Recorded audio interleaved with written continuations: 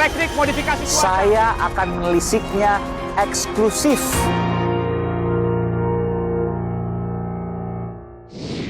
Saudara, saya bersama dengan Direktur Eksekutif Pusat Studi Politik dan Kebijakan Strategis yang juga analis intelijen dari Universitas Indonesia, Bung Stanislaus Rianta. Bung Stanis, ini ada suara yang menyatakan bahwa penyingkiran 51 pegawai yang merupakan penyidik dan penyelidik KPK merupakan persekongkolan jahat.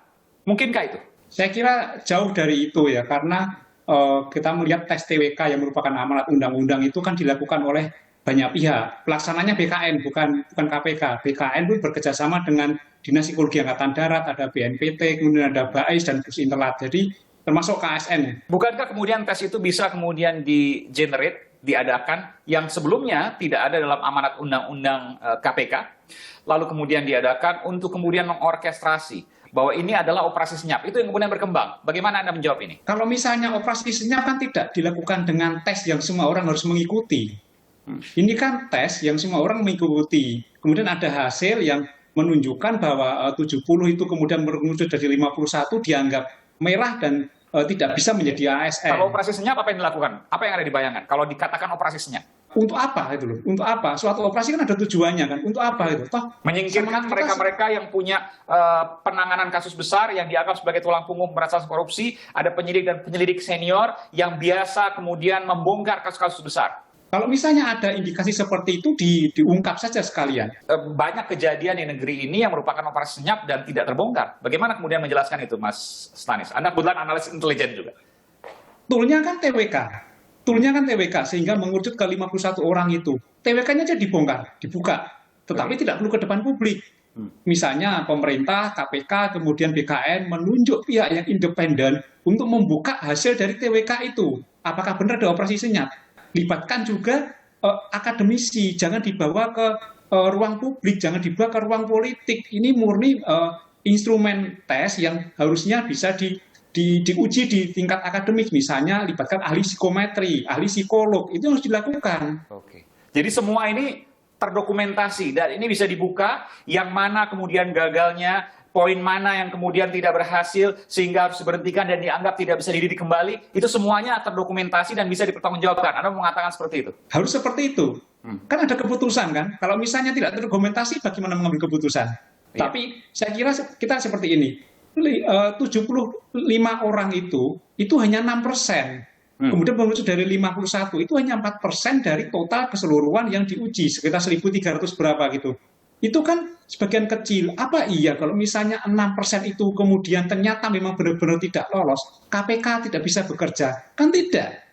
Kan ini kan keputusan pimpinan juga kolegial, kemudian ada penyidik, banyak sekali penyidik, banyak sekali staf. Tidak, apakah terus 51 orang berhenti, KPK akan berhenti? Tidak itu loh.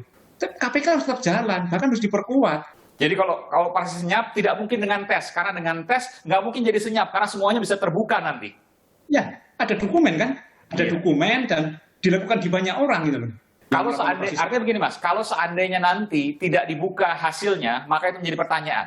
Jadi kalau sudah seperti ini, harusnya dibuka. Mungkin tidak ke depan publik, tapi ke tim independen, pihak ketiga yang kemudian dianggap netral. Iya, jika memang debatnya tidak berhenti, sebaiknya seperti itu. Dan saya kira seandainya bisa dilakukan gugatan, misalnya orang ini menggugat, 51 orang ini menggugat, entah lewat mekanisme apa, pasti juga akan dibuka. Kenapa bisa? Di pengadilan pasti akan dibuka nanti? Ya, akan dibuka kan.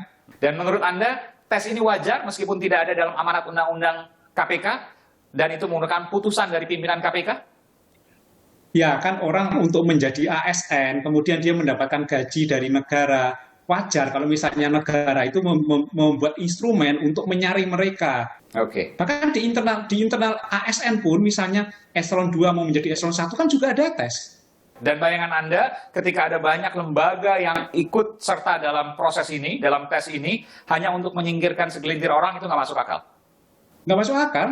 Ini menurut saya instrumen tes ini wajar, menurut saya wajar. Tetapi ketika memang ada pertanyaan wawancara yang dianggap terlalu personal atau terlalu janggal, silakan diuji saja. Diuji, libatkan ahlinya, psikometri, ahli psikologi untuk menguji ini.